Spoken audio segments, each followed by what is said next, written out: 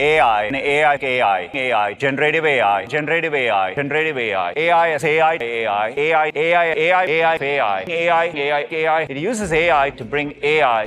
Salut chers amis, aujourd'hui on va parler bien sûr donc de la conférence Google I.O. qui s'est tenue donc hier. Donc voilà, il y a énormément d'informations qui ont été distillées au cours de cette conférence. Donc voilà, j'ai donc résumé toutes ces informations, des points saillants qu'on va décortiquer dans cette vidéo. Je l'ai fait pour vous. Donc voilà, je l'ai fait sur mon Notion. Donc voilà, si vous avez envie que je vous partage donc le document, le Notion, dites-le moi en commentaire. Je me ferai un plaisir de vous partager le Notion. Donc voilà, dites-le moi en commentaire. Donc déjà au cours de cette conférence, voilà, ils ont évoqué bien sûr Bard qui est le chatbot qui concurrence actuellement donc ChatGPT et le Bing Chat. Voilà, c'est le Bing Chat à eux en tout cas. Donc Bard donc a inclus donc de nouvelles fonctionnalités, le mode le thème sombre donc a inclus dans Bard. Donc pour la plupart des visuels ou des screenshots qu'on a vu de Bard, c'était voilà en mode clair en fait. Donc ils ont intégré le mode sombre un peu comme sur ChatGPT où tu peux switcher entre le mode clair et le mode sombre en tout cas. Donc voilà, le dark mode est intégré désormais sur Bard et ça c'est cool. Donc fonctionnalité visuelle pour rechercher donc à partir des photos. Donc vous pouvez uploader une photo sur Bard et lui demander de chercher donc un élément spécifique qui se trouve donc sur cette photo là. Donc il vous fera la recherche et vous fournira donc les informations autour de ce que vous cherchez. Donc c'est super cool. Donc ça montre au fait cette fonctionnalité multimodale qu'intègre Bard en quelque sorte. Donc prise en charge de plus de 20 langages de programmation. Donc vous pouvez générer des codes autour de 20 langages de programmation et ça c'est super cool. Donc fonctionne avec d'autres applications. On va y revenir un peu plus loin dans la vidéo. Donc il faut dire que Bard intègre désormais la fonctionnalité plugin. On va en parler voilà après. Donc voilà, écrire dans Gmail et exporter donc des documents, des docs. Voilà. En quelque sorte, à partir de Bard, vous pouvez directement donc envoyer des mails. Voilà, vous pouvez écrire des mails directement dans Bard. Vous pouvez lui demander de vous écrire des mails, comme ça se fait au niveau de Bing Chat et comme ça se fait au niveau de ChatGPT aussi. Et donc envoyer les mails directement depuis Bard. Donc vous pouvez exporter des documents docs. Vous pouvez demander à Bard, par exemple, d'analyser donc des documents docs pour vous. Donc vous pouvez générer des tableaux récapitulatifs de certains éléments que vous demandez, par exemple à Bard. Donc il y a donc cette option là désormais sur Bard. Et il faut noter aussi que Bard est désormais accessible normalement au public. C'est vrai que ça tarde à arriver un peu dans certains pays, mais patientez, donc ça va venir. Donc plus besoin de waitlist pour accéder désormais à Bard normalement. Donc ça ne saurait tarder, peut-être d'ici la semaine prochaine, on aura ça de disponible. Normalement, Bard doit être disponible dans 120 pays normalement. Donc voilà. Donc dès que c'est disponible, on va donc pouvoir tester les choses, on va pouvoir s'amuser sur la chaîne, faire des expériences incroyables sur la chaîne comme on l'a toujours fait. Donc voilà. Donc ensuite, deuxième point, voilà qu'on va évoquer, c'est la partie plugin. Voilà. Et effectivement, donc il y aura donc cette partie plugin là qui sera intégrée dans Bard, comme annoncé la semaine passée au niveau du Bing Chat. Donc Google n'a pas voulu se faire dépasser dans cette course, dans cette guerre donc des IA. Donc eux aussi ils ont intégré donc des plugins dans Bard. Donc, on peut retrouver des plugins qui sont liés, par exemple, à Gmail, aux différents produits de Google. Hein. Ça peut être le Gmail, le Google Docs, le Google Colab aussi, qui est présent, le Google Drive aussi, qui est présent, et puis Kayak qu'on retrouve aussi sur ChatGPT parce qu'il y a eu des démos du plugin Kayak. Il y a aussi la démo du plugin OpenTable aussi qui a été virale aussi du côté de ChatGPT. Donc, ils ont intégré ça aussi à leur niveau, TripAdvisor et Spotify aussi. On pourra donc jouer de la musique directement à partir de Bard. Replit aussi, qui est désormais en collaboration avec Google, et on a Google Maps et puis tous les autres produits de Google, YouTube, etc. Donc tous ces plugins là sont intégrés dans Bard. C'est super cool. Franchement, je pense qu'on va énormément s'amuser voilà avec Bard. On va énormément s'amuser avec Bard. Donc troisième point qu'on va évoquer donc voilà dans cette vidéo qui a été évoquée au cours de cette conférence bien évidemment, c'est donc la fonctionnalité aidez-moi à écrire qui a été inclus donc dans Gmail. Donc c'est une fonctionnalité IA donc qui vous permet donc de générer des mails grâce à de simples prompts. Voilà. Juste avec un prompt, vous pouvez générer donc un mail tout entier. C'est vrai qu'il y avait des extensions de navigateur qui te permettaient donc de le faire directement sur Gmail, mais là, Gmail a intégré la fonctionnalité donc en son sein. Donc plus besoin vraiment d'installer une quelconque extension sur votre Google Chrome ou sur votre navigateur actuel pour pouvoir donc utiliser ce genre de fonctionnalité là. Donc voilà, et donc il existe énormément aussi d'options donc qui vont être affinées au fur et à mesure donc dans cette fonctionnalité. Donc autre point aussi à retenir, c'est que Bard va intégrer Adobe Firefly. Donc Bard sera en mesure de générer des images entièrement en utilisant donc Adobe Firefly. On a déjà parlé d'Adobe Firefly, donc c'est voilà l'outil de génération d'images de Adobe en quelque sorte. Voilà. Donc Google ne s'est pas cassé la tête. Google a voulu aussi faire comme Bing Chat. Vous savez que Microsoft s'est associé avec donc OpenAI. Donc dans le Bing Chat présenté par Microsoft la semaine passée, ils ont évoqué donc la génération d'images sur la base de Daily. Daily, c'est un produit voilà de OpenAI. Donc c'est l'IA génératrice d'images de OpenAI. Et il faut savoir qu'au niveau de Google, il n'y a pas vraiment un produit IA qu'ils ont présenté en tant que tel comme outil de génération d'images. Donc ils n'ont pas voulu se casser la tête. Ils se sont dit c'est mieux qu'on s'associe avec Adobe. On va utiliser Adobe Firefly pour pouvoir générer des images directement au sein de Bard. Donc voilà, c'est à égalité maintenant avec le Bing Chat. Donc les fonctions que vous pouvez de génération d'images que vous pouvez retrouver au niveau du Bing Chat, vous les retrouvez désormais donc dans Bard aussi. Donc voilà, c'est de bonne guerre les gars, c'est de bonne guerre. Donc autre point aussi à retenir aussi, c'est que Google a dévoilé aussi Gemini.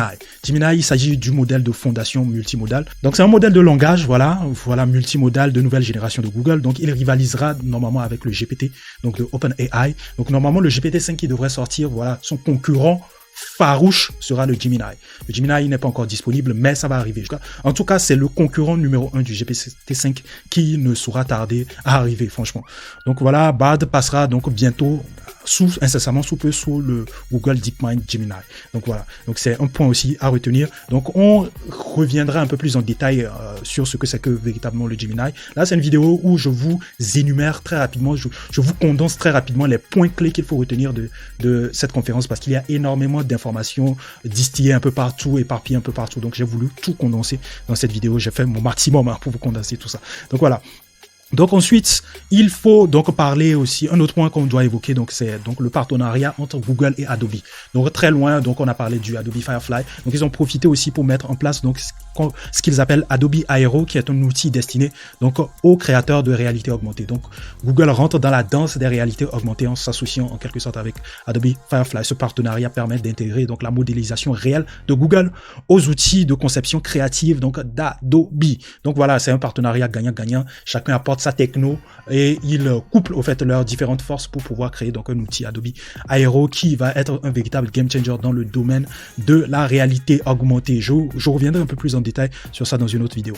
Autre point aussi qu'il faut mentionner aussi, c'est le Google Photo qui est doté de nouvelles fonctionnalités. Si vous êtes habitué à utiliser Android, donc vous êtes voilà habitué à utiliser certainement le Google Photo ou vous avez certainement vu le Google Photo dans vos différentes applications, certainement que vous l'utilisez. Donc il y a des fonctions intelligentes qui sont intégrées comme l'éclairage d'une scène. Donc vous pourrez éclairer vos scènes, vous pouvez donc éditer vos photos en éclairant vos scènes et vous pouvez vous débarrasser de certains éléments indésirables sur vos photos. Voilà, vous pouvez ajuster même vos positions sur donc vos différentes photos. Donc il y a énormément de choses. Donc ces fonctionnalités intelligentes sont désormais intégrées dans le Google Photo, les gars. Autre point aussi très intéressant à voir aussi, voilà, qui a été évoqué dans cette conférence, c'est que Google vient d'annoncer donc l'affichage immersif pour Maps, pour son Google Maps. On connaît tous Google Maps, c'est un des produits phares de Google. Donc voilà, vous pouvez être vraiment en immersion donc dans une zone que vous recherchez par exemple sur Google Maps. Ça sera plus un peu comme le Google Street View qu'on a tendance à voir, mais c'est une immersion complète en 3D et c'est totalement fou. Donc ces fonctions-là vont vous permettre donc de connaître les différentes conditions météorologiques d'une zone, le trafic sur votre itinéraire. Donc ça vous permettra de connaître à peu près le trafic. Est-ce que je passe par là? Est-ce que le trafic, est-ce qu'il y a des bouchons sur la voie que je vais engager ou quelle est la voie qui est plus disponible par rapport donc au trafic en cours? Donc voilà, vous pouvez calculer donc le chemin le plus rapide en moins de 2 secondes grâce donc aux différentes nouvelles fonctionnalités qui ont été intégrées donc dans le Google Maps et ça c'est super cool. Ça, c'est super cool.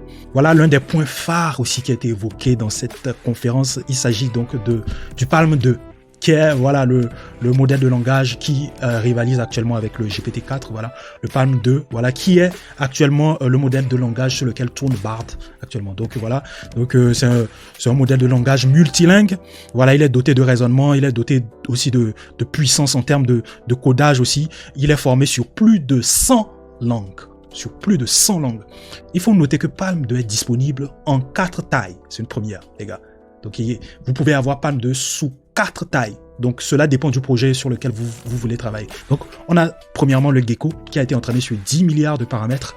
L'outre qui a été entraîné sur 100 milliards de paramètres. Le Bison, 1 trillion de paramètres. Et la Licorne, 10 billions de paramètres. Donc, il y a 4 tailles pour le Palm 2. Et voilà. pourrez l'utiliser, voilà, utiliser ce que vous voulez selon le type de projet que vous voulez faire. Donc voilà. Voilà ce qu'il faut retenir essentiellement au niveau du Palm 2. On refera certainement une vidéo pour vous parler un peu plus en détail de ce qui a été dit sur le Palm 2. Là, c'est une vidéo condensée. Donc voilà à peu près ce qu'il faut connaître du côté du Palm 2, qui est actuellement le modèle de langage sur lequel tourne Bard en ce moment. Il y a aussi un autre point aussi qui a été évoqué au cours de la conférence. Il s'agit donc de ce projet expérimental de Google qui s'appelle le AI Test Kitchen. Voilà, qui est, bon, voilà cet outil qui va vous permettre de générer grâce à un prompt de la musique instrumentale derrière. Donc, vous écrivez ce que vous voulez et puis voilà, il vous génère derrière voilà la musique selon ce que vous avez décrit sur le prompt. Et je pense que ça sera un véritable game changer dans l'industrie de la musique. Ça va donner vraiment des mots de tête aux beatmakers, parce que imaginez un artiste qui a besoin d'un instrumental par exemple, il va sur cet outil et il demande juste, il écrit juste le prompt de ce qu'il veut réellement avoir et là bam, il a voilà l'instrumental qui est prêt, généré en quelques minutes. Voilà, c'est super, c'est dingue. Je vais très rapidement aller sur la page, vous allez voir. Ok, voilà, donc vous êtes sur la page. Donc pour y accéder, il faut s'inscrire donc sur une waitlist. Moi, je suis sur la waitlist, on ne m'a pas encore accepté. Dès qu'on m'accepte, je vous ferai donc voilà une vidéo là-dessus pour aller un peu plus en détail. Donc, je mettrai certainement le lien en barre de description pour que vous puissiez aussi aller vous inscrire sur la waitlist et que vous puissiez aussi tester. Donc voilà aussi un point qui a été aussi évoqué dans cette conférence. Un autre point aussi qui a été évoqué dans cette conférence, c'est le partenariat entre Google et Replete. J'ai déjà parlé de Replete. Sur cette chaîne, c'est un IDE en ligne qui te permet de coder, de run tes codes, de compiler tes codes en ligne. Donc voilà. Donc voilà, sur cette image là, vous pouvez, comme vous pouvez le remarquer, il s'agit d'un screenshot de Bard. Là, on a du code Python. Donc désormais, lorsque vous générez du code sur Bard, vous avez donc cette possibilité là de pouvoir l'exporter sur Replete, voilà, ou l'exporter sur le Google Colab. Donc voilà, vous avez cette possibilité là. Et moi, je trouve ça super cool. Donc de grosses annonces ont été effectuées. Donc autre point que je voulais mentionner, c'est concernant donc le moteur de recherche de Google. Donc voilà, le moteur de recherche va intégrer donc des fonctionnalités IA. Voilà, donc vous aurez accès directement aux informations. C'est plus comme avant, hein, où vous êtes obligé de trier, de regarder dans les liens pour voir en fait quelle est l'information la plus pertinente. Donc grâce donc à ces différentes fonctions là, vous aurez accès directement aux informations. Vous aurez accès donc au contenu lié à ce que vous cherchez exactement. Et c'est un véritable game changer. Voilà, dans le monde des moteurs de recherche. Certains disent que le SEO est mort. Voilà, le SEO est mort. On reviendra un peu plus en détail concernant cette partie-là. En tout cas, c'est l'une des démos phares ou l'un des sujets phares aussi qui a été évoqué lors de cette conférence-là. Ça, c'est super cool. Il faut s'attendre à de gros changements du côté du moteur de recherche de Google. On rentre dans une nouvelle ère, tout simplement, les gars. En tout cas, voilà sommairement, de manière condensée, les points clés à retenir pour cette conférence du Google I.O. Voilà les points clés.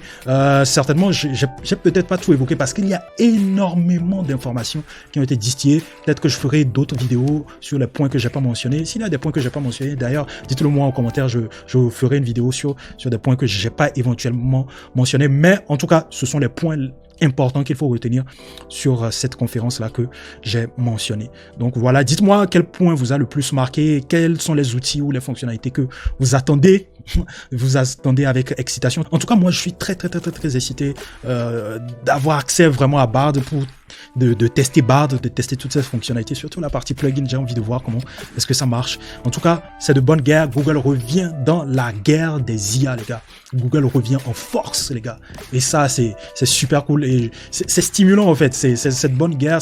Ça va pousser Microsoft à améliorer ses outils, à balancer quelque chose. Je ne serais pas étonné peut-être de voir même ChatGPT ou OpenAI lancer le GPT-5 pour pouvoir contre-attaquer dans la foulée. Donc en tout cas, non, on est aux aguets, on aime ça, on aime cette bonne guerre. Hein. Voilà ce que j'avais envie de partager avec vous aujourd'hui. Dites-moi ce que vous en pensez en commentaire. Merci aussi pour la force que vous nous donnez. Je vous retrouve à la prochaine. Prenez soin de vous. Peace out, les gars.